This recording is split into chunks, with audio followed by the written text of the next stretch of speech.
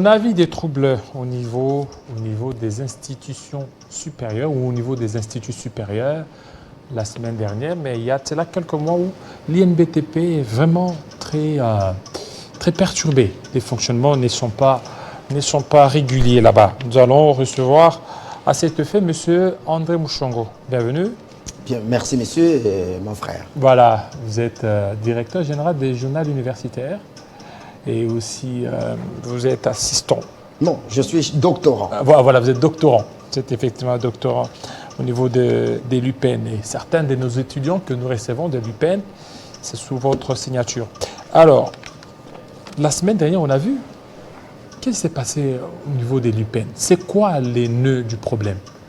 Bon, en fait, merci d'abord. Je voudrais une fois de plus vous remercier. À chaque fois qu'il y a des questions relatives à l'enseignement supérieur universitaire, cette grande chaîne Télé 50 n'hésite pas à éviter notre modeste personne pour éclairer l'opinion tant nationale qu'internationale sur cette question précise de l'ESU. En fait, comme vous le savez très bien, les étudiants ont manifesté à l'Université pédagogique nationale pour cause, selon eux, il s'agissait de l'augmentation des frais académiques.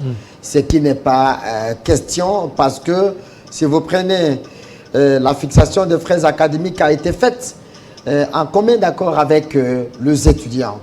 Depuis 2016, il y a une situation où à l'époque, c'est l'institution qui fixait les frais académiques. Mais depuis un certain temps, on associe les étudiants pour négocier au regard de la situation économique de la population congolaise. Et donc, les étudiants ont manifesté. Malheureusement, c'est une manifestation clairement. Vous allez vous rendre compte que les étudiants ne manifestent plus pour réclamer quelque chose, mais plutôt chercher la tête ou le tête de certaines personnes, notamment les dirigeants de cette institution. Heureusement que la communauté universitaire a dit net, parce que le comité actuel n'a même pas, j'insiste, n'a même pas 2 années académiques, plutôt quelques mois à la tête de l'UPEN. Tout ça, c'est quoi? Parce que ce n'est pas seulement l'UPEN, hein. Il y a aussi l'INBTP. Ça fait pratiquement quelques temps que le fonctionnement est perturbé. Et tout ça, c'est quoi? Ce n'est pas la mauvaise gestion de ceux qui sont nommés par le ministre ou par d'autres personnalités. Je vais répondre à cette question à 2 manières. D'abord, vous parlez de la mauvaise gestion de ceux qui sont nommés ou les personnes qu'il faut à la place qu'il faut pour être à la tête de ces établissements. Il n'a rien à voir de ces 2 hypothèses. Parce que quant aux membres des différents comités de gestion, vous avez parlé les cas de l'INBTP. Rassurez-vous, la plupart de beaucoup de manifestations des étudiants ont toujours été à la base par une manipulation. Manipulation. Ça, c'est vrai. Surtout lorsqu'on sait que pendant cette période, elle est une période ou une année purement électorale, beaucoup de personnes font ce qu'on appelle ôte-toi pour que je m'y mette. Et donc, par conséquent, à l'INBTP, si vous réclamez, si vous cherchez la cause, est-ce qu'il y a-t-il augmentation des frais académiques? Non. Alors, mais c'est quoi là-bas? Je donne le cas de l'UPEN. Chers frères, pour les classes de recrutement, on les a demandé de payer 330 dollars. 330 dollars. 330 dollars. Toute l'année académique. Et comme vous le savez, les étudiants aujourd'hui ne payent plus ou n'achètent plus ce qu'on appelle les syllabus. Rien du tout, mais toute l'année académique, en dehors des frais comme le studio, mais les frais académiques toute l'année, c'est 340 dollars. Et pour les classes montantes, c'est Pour les classes montantes, c'est 315 dollars. 315 dollars. Payable, j'insiste, pour les classes montantes en 2 tranches. Et payable au taux de la banque centrale.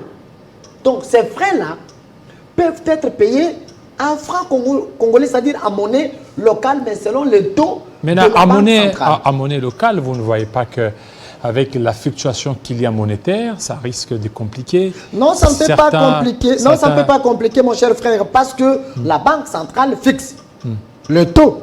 Et c'est ce taux-là que nous sommes obligés de payer non seulement le frais académique, mais aussi les fonctionnaires réclament aussi d'être payés à ces mêmes taux-là. Donc je ne vois pas ce qui est Et pour vous, problème. qui serait derrière toutes ces manipulations? Oui, c'est l'homme politique. L'homme politique. L'homme politique. C'est facile de le dire, hein, c'est facile.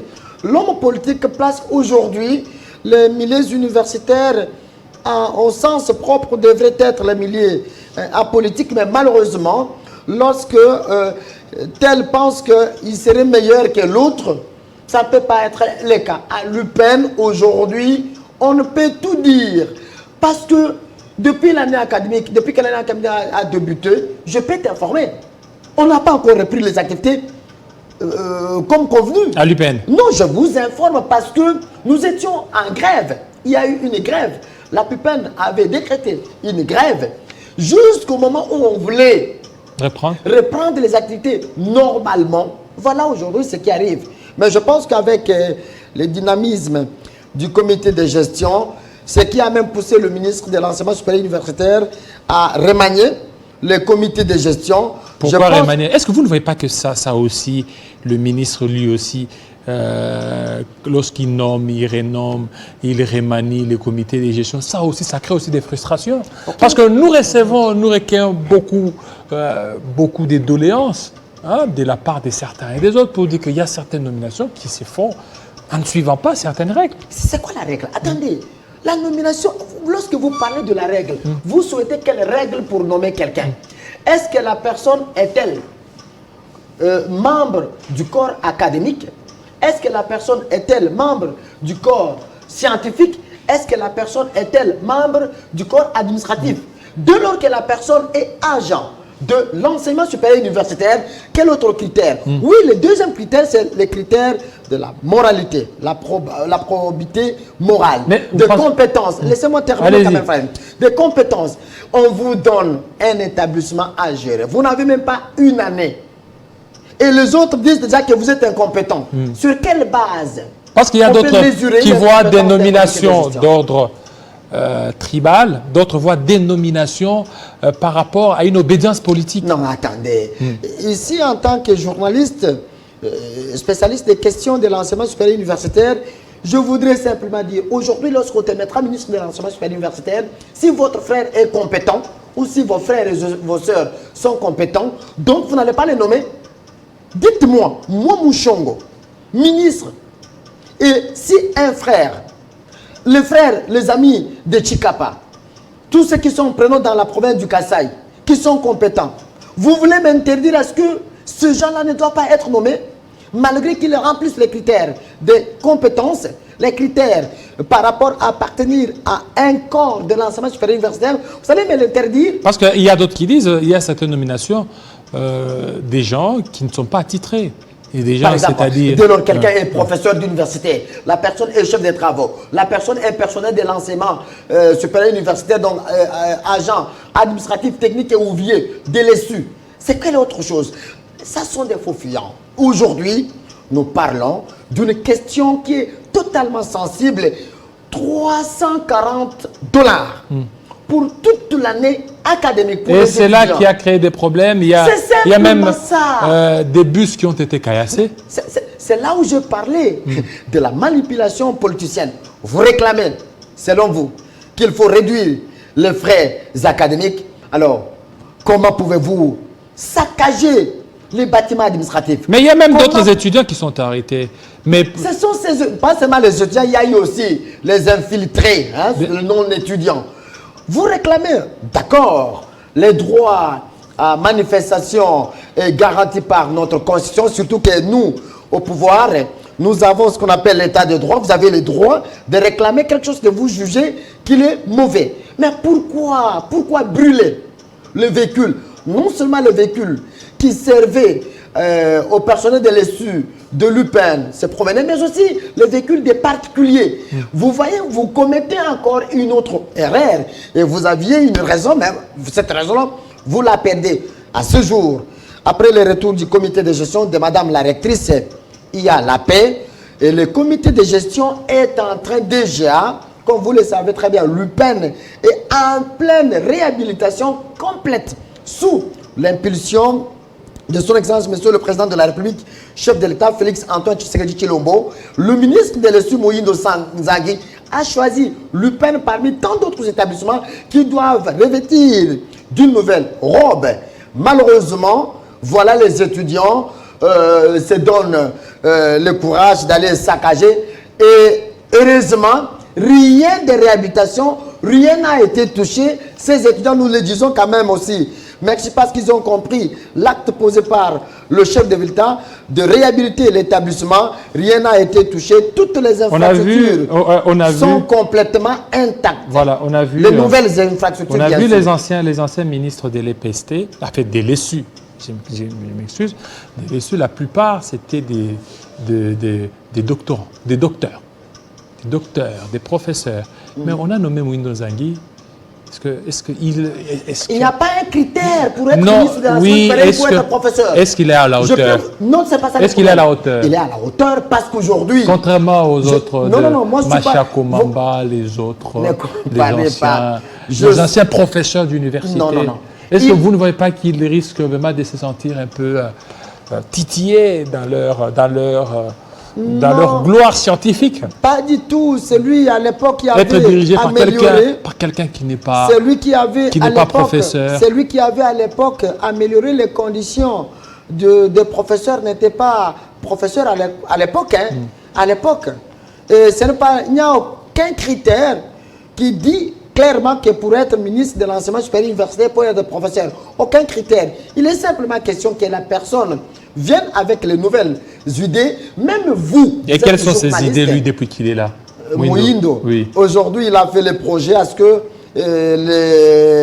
beaucoup d'établissements soient non seulement réhabilités, mais aussi construits. Mais pourquoi il n'arrive pas? Allez-y, allez-y. La parole.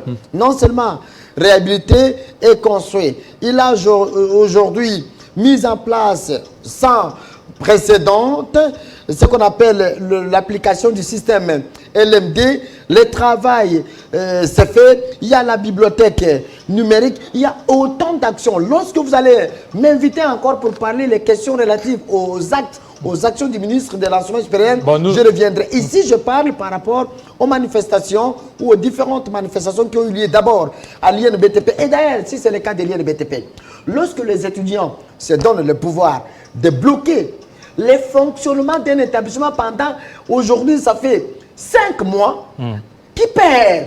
C'est quoi, par exemple, au niveau de l'INBTP? C'est là où je parle. Allez-y. 5 mois, les étudiants ont bloqué le fonctionnement de l'établissement. Ils veulent quoi? Ils veulent le changement de comité? Du comité de gestion. Et pourquoi le ministre résiste? Non, c'est pas que...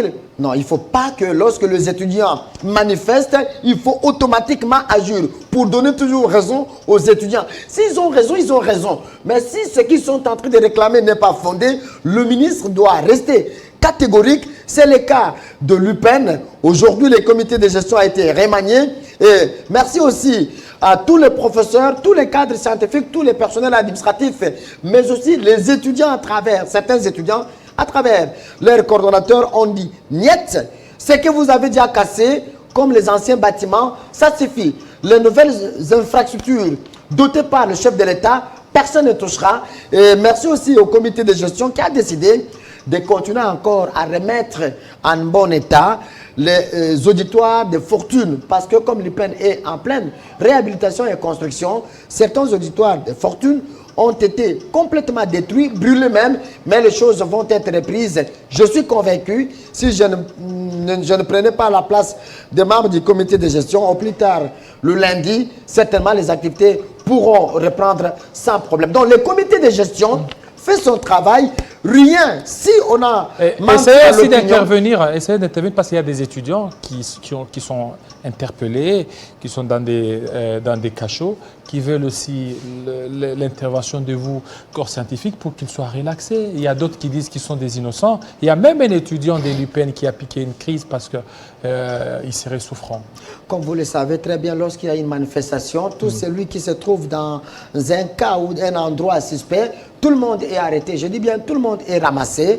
Et donc, pour les cas des étudiants, je pense que les autorités, à travers les comités de gestion de l'UPEN, ont déjà pris des mesures pour que les étudiants soit relaxé. Mais alors, n'oublie pas, le ministre de l'Enseignement supérieur universitaire avait déjà décidé, comme ces derniers avaient commis des erreurs, ceux qui sont étudiants réellement, il y a des preuves palpables. Je pense que le comité de gestion va décider, comme le ministre l'avait prédit déjà, donc certainement la justice fera son travail. Le comité de gestion ne doit pas prendre la place de la justice, mais plutôt voir celui qui se retrouve dans les cas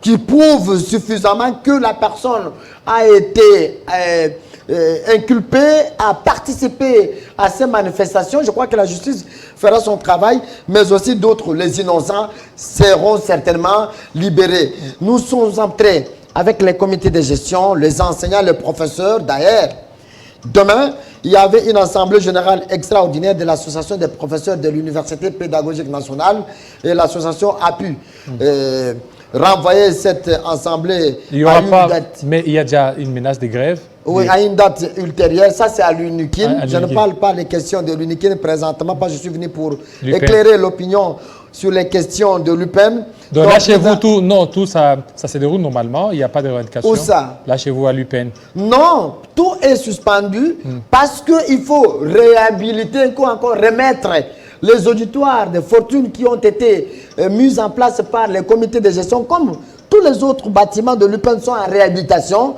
les comités de gestion, comme des managers, ont mis en place une politique de réhabiliter, de mettre en place quelques auditoires de fortune pour que l'année soit sauvée, pour que l'année académique 2022-2023 soit sauvée. Donc, les travaux se font nuit et jour. Le lundi, je suis convaincu, sans prendre la place des membres du comité de gestion, rassurez-vous, le lundi, il y aura reprise des activités et j'ai la foi parce que le comité de gestion a compris qu'il faut absolument résoudre cette question et la coordination estudiantine s'est aussi impliquée.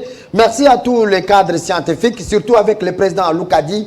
Tout le monde est complètement déterminé. Merci beaucoup, M. André Mouchongo, l'homme de Chikapa. Ah, merci. Je salue tous les frères et sœurs de Chikapa qui sont complètement déterminés. Merci. Je vous salue. Voilà, tout de suite. On va parler de la politique, c'est tout de suite.